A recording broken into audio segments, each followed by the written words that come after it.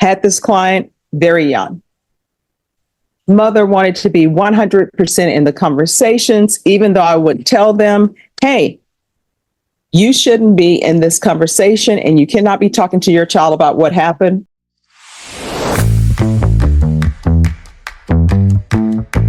Buckle up, because this case dives straight into one of the most heated issues inside a courtroom: parental involvement when a child faces criminal charges. Now imagine this. Your son or daughter is barely 18, facing serious consequences, and as a parent, every instinct screams at you to step in, to control the conversation, to protect them. But here's the kicker. Once your child is legally an adult, the courtroom doesn't see mom and dad. It sees a defendant, their attorney, and the law. Judge Boyd wastes no time driving this home, reminding everyone that attorney-client privilege disappears the second a parent sits in. That means parents could actually be forced to testify against their own child if they overstep. Think about that. Trying to help could actually backfire in the worst possible way. This hearing isn't just about legal strategy. It's about boundaries, control, and the raw emotions of a father who can't let go. And as you'll see, Judge Boyd makes it crystal clear. In his courtroom, parents don't play lawyer. When there's no attorney-client privilege, guess what? You can be called as a witness. Anybody who's in that room having a conversation, it's all fair game. They can be called as a witness. And maybe sometimes there's something that maybe a client wants only their attorney to know, and they don't want other people to know. But when parents are in the room, guess what? That all goes by the wayside. And sometimes we have to let our children go and let our children be adults. So on this side of the fence, I would always tell parents, it's great. I need you to be supportive. I need you to make sure that my client, your child, is keeping their mental health great. They know that everybody is rooting for them and are a part of their team. And I would tell them, but that's where it ends. And it can't go past that, because when it does, there's an issue. And let me just tell you my experience with one case I had in the past. Had this client very young. Mother wanted to be 100% in the conversations, even though I would tell them, hey, you shouldn't be in this conversation and you cannot be talking to your child about what happened, because guess what? You can be called as a witness. They wouldn't listen to me. And so when it came time to do a plea bargain agreement, the parent is in the hallway, and I can tell you this because they were in the hallway shouting, so everybody heard, so it's not confidential. So they're like, I want my child to do A, B, and C. And you know, I told them, I said, that's your child's choice. Because guess what? If your child chooses A, B, or C, and if something ends up happening and they end up going to prison, the judge is not going to say, you know what, your child only chose A, B, and C because of you, so we're going to let you suffer the consequences. You understand? I do. And for some reason, with attorneys, people assume that being an attorney is easy and being a doctor is so much differently. Because if you go to see a doctor and you get a second opinion and a doctor tells you, oh yeah, your child needs a heart transplant, or oh yeah, we need to take the appendix out, a parent doesn't go to that doctor and say, well, I want to look at everything and let me just tell you how I think this appendix should be taken out. The person depends on the doctor, that the doctor knows what they're doing. And that's the same case. That's the same situation with these cases. And everybody needs to understand that. Cannot be crossing lines. Does everybody understand? Understand? I understand. All right. So that's the way it's going to be. So this is what's going to end up happening. We are going to come back, and we're going to come back on June 27th. Counsel, is that enough time? Yes, Your Honor. All right. So we're coming back on June 27th. And let me just tell you the way this court is run. Oh, you say 27th or 22nd? 27th. I am double booked. I've got a hearing on the 27th. Okay. But All right. We can bring it back on the 24th. yes, thank you. All right. So we're going to come back on June 24th. This is the way things run in this court. I make sure that everybody has the discovery. So when the defense counsel and everybody tells me I've received all the discovery, next thing I do, I require the state to tender an offer to the defense. And the defense has an ethical and legal obligation to tender that offer to their client and tell their client what the consequences are of the offer. Then I give everybody a plea deadline date because I want people to think about whether they want to accept the plea or not accept the plea. If they decide not to accept the plea, when I give them the plea deadline date, then that plea deadline date has expired and the next setting is going to be a jury trial. And if somebody after that plea deadline date has expired decide, oh gosh, I don't want to go to trial, the only way I'll accept a plea is for good cause. Otherwise, they'll have to plea open to the court. All right, everybody understand? Any questions, Dad? I do have one Sure. question, Judge. Yes. When your child has a serious, persistent mental illness and a developmental disorder, and that is recognized and should be recognized early on in the Article 1622 of the Code of Criminal Procedure. And there's been multiple suicide attempts. All right, let me stop you right there. So here's the thing. With regards to that, that is something for her attorney to address. What you should do as a parent is turn information over to the defense attorney if you think it's something that she needs to know or is something that her client wants her to know. You understand? Okay. So here's the thing. You got to cut the string. And when I say cut the string in the court, I mean court the court as in your daughter and her attorney need to be able to have conversations in private. Now, if her attorney wants information from you, then the attorney will ask you, say, hey, I need some information from you. These are records. Maybe I need these records. I'm trying to get these records. Do you have these records? This is something that I want to view. That's completely up to the attorney. But what you're telling me right now and quoting code sections to me, guess what that tells me? You're trying to be an attorney and you're not an attorney. Did you go to law school? I didn't go to law school. So there's the thing. People think that they can read penal codes. They can read the Code of Criminal Procedure and that's it. And not to step on anybody's toes, but for criminal law, when you're practicing criminal law, you know what your Bible is? Your Bible for your profession is this book. And you see how thick this book is? And so if I were not an attorney, guess what? I would see one section and I'm like, oh, that section says that. D is for done. But that's not the way it works. This entire code, guess what? You may read something in this section and still you have to go to this section because it all relates to it. It's similar to the Bible. And let me bring the Bible up for you. Some people will just read one section of the Bible and guess what? When you read that one section, that same person who is listed in that one section, there's somebody else in a different book that has something about that person in the other section. So when you just come away with one part of that section, you think, oh, I'm done, and you're not.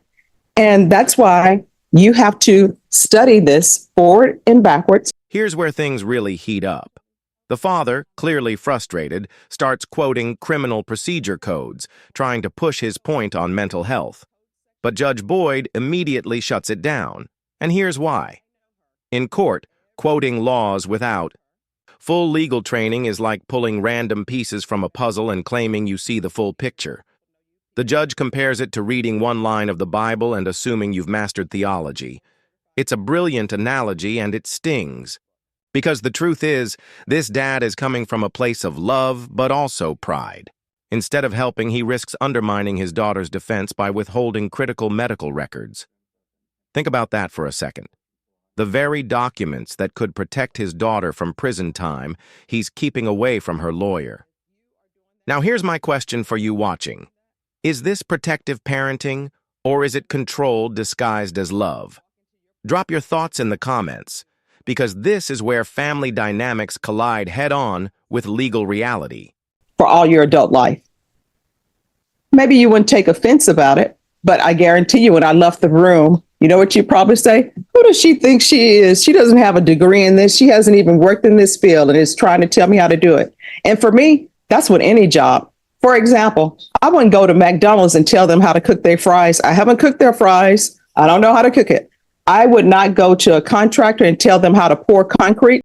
I may think I know how to pour concrete, but the little things I know about pouring concrete, you have to have it at a certain temperature. Otherwise, it's going to crack. You have to mix it appropriately. That's why when you see people out here mixing all their concrete with quick concrete, sometimes it doesn't go right because there are certain things that experience, knowledge, and education teach you about it. So here's the thing at the end of the day. At the end of the day, this is her attorney. From what I've seen, it appears to the court that she's following through on all mental health issues, if there are any. You know why I know? Because I put in here, refer to mental health court. And I know that she's been working on doing that. That's why it's in here. Otherwise, it wouldn't be. And you know how I know that? Because she requested it. So when you come to me about the code of mental health, I already know she knows about that because otherwise it never would have been requested. Sure. And of course, As long as you're not quoting the law to me. I won't go for long, Your Honor. Okay. Of course, she did go to mental health, and that's where we discussed, and that's the absolute right place to be. Just a month ago during a suicide attempt, I said, I really finally have insurance, and I'd like to get inpatient care for her because it's a very, serious issue. Okay. And I was correct. No, let's hold off until we can get. So here's the thing, though. The advice that she's given your daughter and the advice that maybe she's given you, that's from her legal perspective. And she's trying to protect your daughter's legal rights because this is a criminal case, right? So that's what's happening. So what we're going to do, I'm sure she probably already has, but I'm sure she'll do it again. If your daughter wants to, she's going to discuss with her what the offer is. And we're going to come back. Either she's going to accept the offer, not accept the offer. And either we're going to be in jury trial or we're not going to be in jury trial. That's where we are. But I will tell you this, whenever you're meeting people and you're meeting people in their profession and you want to talk to them, don't quote them things about their profession. I know that she's not going to take it as a slight, but people tend to not like that because people pay more what the cost of a mortgage for their degrees, and they spend a lot of time, experience, and knowledge doing what they do. And I don't know of any defense attorney who would purposely try to lead their client down the wrong path. And I've never seen her try to purposely lead her client down the wrong path. And just my experience of a judge with her, I've never had to tell her what the law is. Okay. All right. Is there anything else? There is. Yes. My client had a mental health evaluation that her father has possession of and is refusing to relinquish. From my understanding, I would like to get that today. All right. So here's the thing. I can't force you to turn over things to her, but get this. She needs information in order to represent your daughter, right? So that's what she needs in order to represent your daughter. Whether you want to turn it over or not, that's completely up to you. Here's another thing I would always tell my clients and my clients' parents. This center of the courtroom, which we call the well of the courtroom, is a minefield. Your child, I am directing them on where to walk in this well. That's a minefield.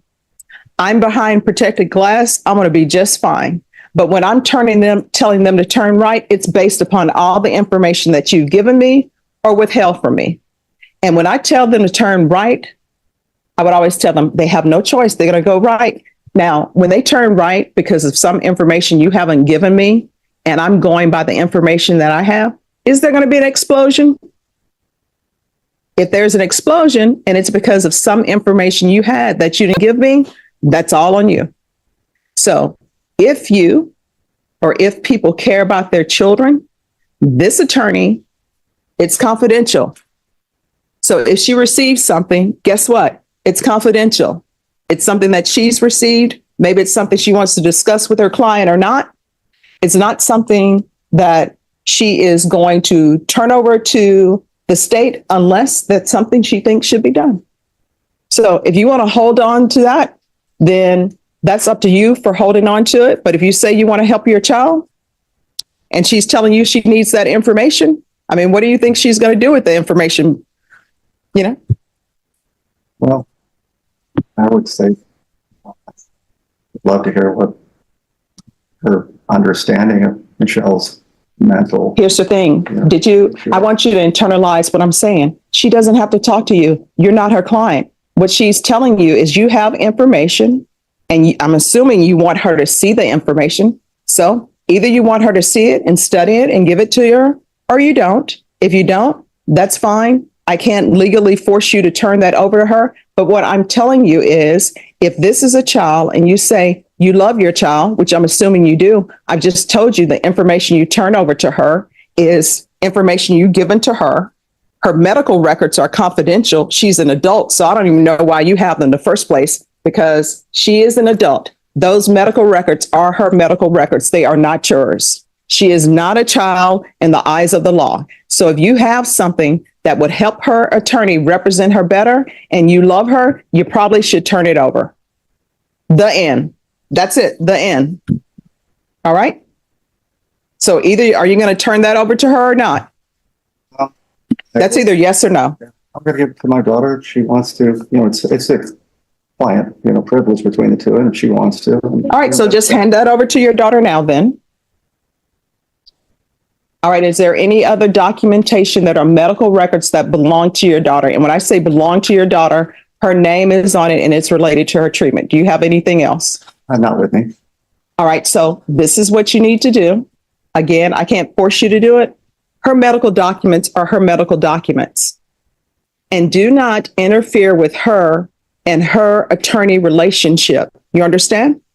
So you can't give her her documents and then say, oh, I don't want your attorney to have it, or I don't want this to occur. You need to be a part of her having great mental health. And the way to do that is not put stressors on her. And don't put stressors on her by interfering with her relationship with her attorney. Because guess what? This atmosphere, being on the criminal side, is already stressed enough, whether somebody committed an offense or not. Can you imagine the stress that people have because they think maybe they're going to prison? People in the box, guess what? They're over there. They're brought over from the Bexar County Jail, not on bond, can't make bond or something else. Even though you may say, oh, my daughter's not like those people, or my daughter doesn't have criminal history. Guess what? Even if there's somebody over in that box who's been to prison before, guess what? Their heart is still beating fast because they don't know if they're going to go back to prison or not. So this is a stressful situation for her. Don't make it any more stressful. You understand? All right. Thank you very much. Thank you, Your Honor. You're welcome. And that's the end of this courtroom showdown. Judge Boyd made his stance crystal clear. Once your child becomes a legal adult, their case belongs to them and their attorney. Not mom, not dad, and definitely not anyone quoting legal codes. From the gallery. The father eventually handed over the medical evaluation, but only after a tense back and forth that highlighted just how much parents struggle to cut the cord in cases like this. The takeaway here? In criminal court, overstepping can do more harm than good, even when intentions are pure. Judges, attorneys, and the system all operate within strict rules, and breaking those boundaries can actually jeopardize the very person you're trying to protect. If you found this case as shocking as we did, make sure to hit that like button, share your thoughts in the comments, and don't forget to subscribe for more jaw-dropping courtroom breakdowns. Trust me, you won't want to miss what's coming next.